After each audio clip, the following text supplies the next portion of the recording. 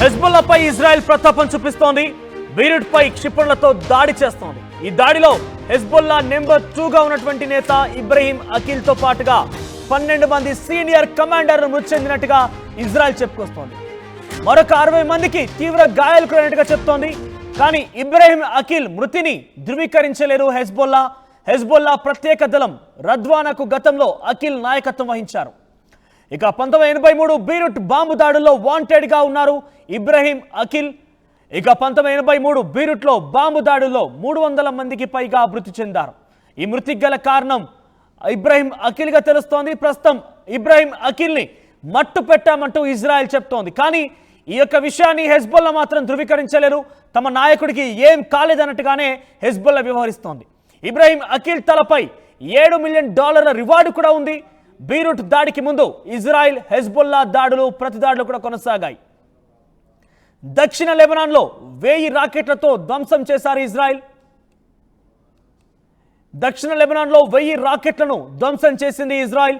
ఉత్తర ఇజ్రాయెల్పై Hezbollah 140 రాకెట్ల ప్రయోగం కూడా చేసింది. ఇటీవల పేజర్లు వాకీటాకీలతోని హ్యాక్ చేసి మరి వాటిని పేలులకి కారణమైంది. ఆ ద్వారా సుమారుగా 4-5 వేల మంది సామాన్య ప్రజానికం మొత్తం కూడా లెబనాన్కి సంబంధించిన ప్రజానికం అటు సిరియాకు సంబంధించిన అందరూ కూడా మృతి చెందారు. సో ఉక్కిరి బిక్కిరి అవుతున్నారు హెజ్బుల్లా మొత్తం. ఇక ఇజ్రాయెల్ వరుస దాడులతో హెజ్బుల్లా సంస్థ పెద్ద ఎత్తున ఇబ్బంది పడుతోంది. హెజ్బుల్లాకు సంబంధించినటువంటి నెంబర్ 2 నాయకుడిగా ఉన్నటువంటి వ్యక్తి ఇబ్రహీం అఖిల్ని కూడా మట్టు పెట్టాం. మరొక 12 మంది సీనియర్ కమాండర్లను 60 మందికి పైగా తీవ్ర గాయాలు కూడా చేశామంటూ ఇజ్రాయెల్ చెప్పుకొస్తోంది. కానీ ఇబ్రహీం అఖిల్ మాత్రం ఏం కాలేదు తమ నాయకుడికంటూ చెప్పుకొస్తోంది హెజ్బుల్లా. కనీసం తన మరణకు సంబంధించి ఇజ్రాయెల్ స్పందిస్తున్న తీరుపైన కూడా మరణించాడా లేదన్న విషయాన్ని కూడా హెజ్బుల్లా ధృవీకరించడం లేదు. హెజ్బుల్లా ప్రత్యేక దళం రద్వాన్కి ఇబ్రహీం అఖిల్ నాయకత్వం వహించారు. సో గతంలో 1983లో బీరుట్లో బాంబు దాడులు కూడా జరిగాయి. ఈ బాంబు దాడుల్లో మోస్ట్ వాంటెడ్గా ఇబ్రహీం అఖిల్ ఉన్నారు. 1983లో బీరుట్లో బాంబు దాడుల్లో సుమారుగా 300 మందికి పైగా మృతి చెందారు. సో ఈ నేపథ్యంలోనే ఇబ్రహీంపై మోస్ట్ వాంటెడ్ వ్యక్తిగా ఆయనపై రివార్డు కూడా ఉంది. $7 మిలియన్ రివార్డు కూడా ప్రకటించారు. తాజాగా ఆయన్ని మట్టు పెట్టామని ఇజ్రాయెల్ చెప్తున్న నేపథ్యంలో కొంత హెజ్బుల్లా మాత్రం ధృవీకరించడం లేదంటూ చాలా క్లియర్గా అర్థమవుతోంది. ధృవీకరించడం లేదు, తమ నాయకుడికి ఏం కాలేదంటూ చెప్తోంది. ఎందుకంటే నాయకత్వమే దెబ్బతిన్న నేపథ్యంలో హెజ్బుల్లాపై మరింతగా వరుసగా భీకర దాడులు జరిగే అవకాశం ఉన్న నేపథ్యంలో తమ నాయకుడికి ఏం కాలేదన్నట్టుగా చెప్తోంది హెజ్బుల్లా. సో ఏదేమైనా కూడా ఇజ్రాయెల్ వరుస దాడుల క్రమంలో హెజ్బుల్లా, లెబనాన్, సిరియా పూర్తిగా కూడా విధ్వంసకర పరిస్థితి నెలకొన్నాయి. లెబనాన్ సిరియాలో అయితే వాకీ టాకీలు, పేజర్లు వాటిని హ్యాక్ చేసి పేలుళ్ళు సంభవించే విధంగా ఇజ్రాయెల్ ప్రయత్నం చేస్తోంది. ఈ పేలుళ్ల కారణంగా ఇప్పటికే సుమారుగా 4-5 వేల మంది గాయాల పాలయ్యారు. చాలా మంది కూడా మృతి చెందారు. సో ఇక హెజ్బుల్లాకు సంబంధించి కూడా ఇజ్రాయెల్ వరుస దాడులతో హెజ్బుల్లా ఉక్కిరి బిక్కిరి అవుతోంది. సో తమ నాయకుడిని హతం చేశామంటూ ఇజ్రాయెల్ చెప్తున్న విషయం పైన ఇంకా హెజ్బుల్లా ఎక్కడ కూడా స్పందించలేదు.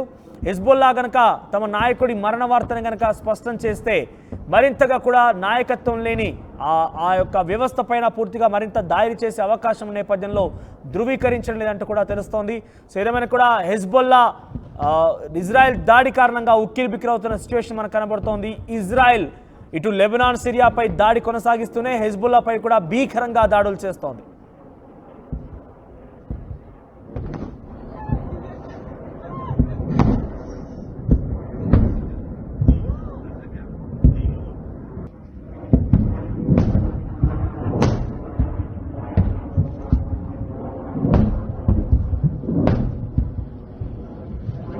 ابو حد بيتي بلزق بيتي لايك ابو حد بيتي بلزق بيتي لايك ابو حد بيتي بلزق بيتي لايك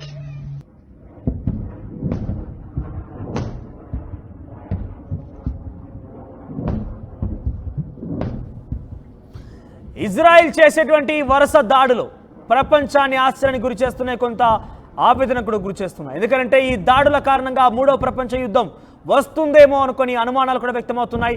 మరోవైపు ఏకంగా గృహోపకరణాలు అంటే ఇక్కడ పేజర్లు కావచ్చు, వాకీటాకీలు కావచ్చు, ఎవరికి వారు పర్సనల్గా కొనుగోలు చేసేటువంటి పరికరాలు ఇవన్నీ కూడా వాటిని సైతం వాటిని అమ్మకానికి చేపట్టేటువంటి లేకుండా తయారు చేసేటువంటివి ఆ సంస్థల దగ్గరికి వెళ్ళి ఒప్పందం కుదుర్చుకొని వాటికి దగ్గర కొన్ని పేలుడు పదార్థాలు వాటిలో మిక్స్ చేసి ఉంచి ఆ బ్యాటరీలు హీట్ ఎక్కే రకంగా హ్యాక్ చేసి హీట్ ఎక్కిన తర్వాత పేలుడు కారణమవుతున్నాయంటే ఎంతటి స్థాయిలో ఇజ్రాయెల్ విధ్వంసకాండను సృష్టిస్తుందో ఈ యొక్క కొన్ని ఉదాహరణలు చూస్తే మనకు అర్థమవుతోంది. గృహోపకరణాలను టార్గెట్ చేసి ప్రజానికానికి ఏమవుతుంది, ఏ రకంగా జరుగుతుందో అర్థం కాకుండానే అందరినీ మట్టుబెట్టే ప్రయత్నం చేస్తున్నారు. హెజ్బుల్లా పైన ఇదే స్థాయిలో భీకరంగా దాడులు కొనసాగుతున్న నేపథ్యంలో వారి హెజ్బుల్లాకు సంబంధించిన నెంబర్ 2 నాయకుడుగా ఉన్నటువంటి ఇబ్రహీం అఖిల్ పైన మరొక 16 మంది సీనియర్ కమాండర్ల పైన 300 మందికి పైగా గాయాల పాలయ్యే విధంగా ఇజ్రాయెల్ దాడి చేసినట్టుగా తెలుస్తోంది. ఇజ్రాయెల్ ఏకంగా ధృవీకరించేసింది ఇబ్రహీం అఖిల్ హెజ్బుల్లా నేతగా ఉన్నటువంటి ఇబ్రహీం అఖిల్ని మట్టు పెట్టామంటూ ఇజ్రాయెల్ చెప్తోంది. కానీ హెజ్బుల్లా మాత్రం ఈ విషయంపై స్పందించడం లేదు.